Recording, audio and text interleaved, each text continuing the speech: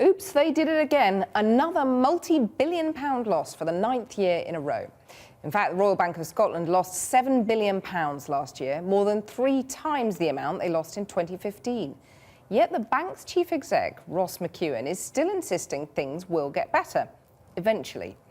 He's planning to slash costs by £2 billion over the next 4 years, including branch closures and job cuts. But will that be enough? Here's our business editor, Siobhan Kennedy.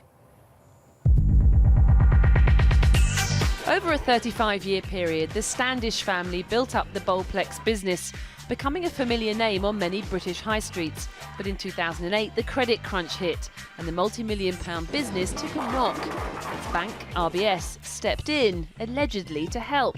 But things quickly went from bad to worse. So as you can see, Bowplex is still a going concern. Tristan Standish, one of the founder's sons, says the bank's global restructuring group cranked up their interest rates and, gradually, their control of his family's business.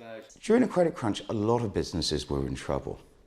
So do you go and charge them 3 times the market rate for interest? It's not going to help. My brother lost his business, he lost his house.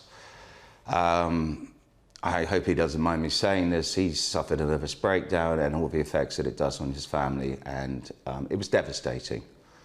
RBS says it can't comment on specific cases, but putting aside money to compensate businesses that fell into GRG was one of the factors cited by the bank today for its £7 billion loss. Another year, another miserable performance from RBS, this time racking up a further £7 billion in losses. But yet again, the bank's boss is promising a brighter future for this bank lies just around the corner. But haven't we heard that before? The truth is, with numerous fines for misconduct still to be settled, both here and in the US, there can be no guaranteed end in sight. In fact, the only guarantee is more pain to come. Pain that is beginning to get awkward for the boss supposedly brought in to return the bank to profits.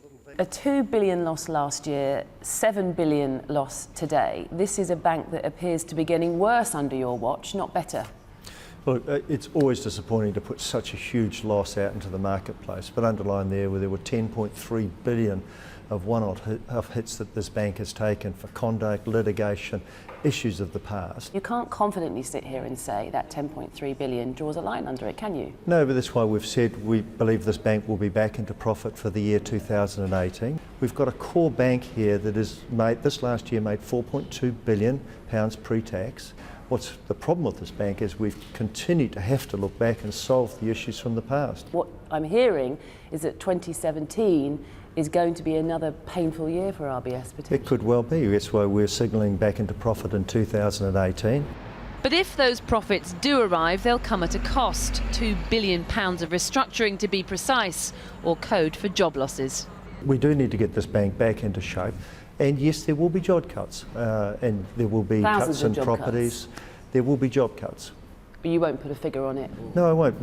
But we're talking thousands, aren't we? My policy is I talk to our staff before I talk to anybody about changes to what's going on in this organisation. But other figures are uncomfortably clear. At the height of the financial crisis, we, the taxpayer, paid £45 billion to bail out RBS, and today we own a 73% stake. At the time, we paid just over £5 per share. Today, the company is worth just £2.38.